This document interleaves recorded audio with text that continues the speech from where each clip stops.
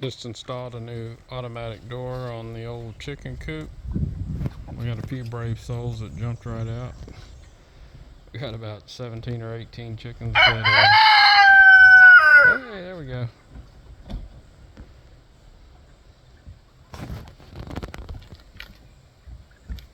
Anyway, pretty cool. I don't know how long it's going to work, but we got it set to open up at 7:30 a.m. and close around 8 p.m. I think. Bon Jovi's walking around crowing.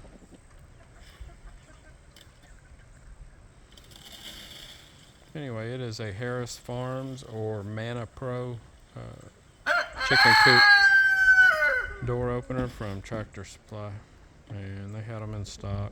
They're kind of expensive, 169 bucks, but we're going on a trip and needed something we could use to let them out and put them back up. So hopefully it works out. We'll also have someone stopping by and checking as a backup plan.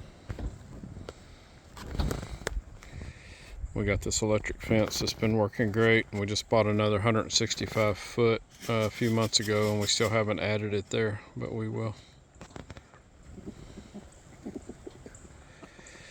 All right, talk to y'all later.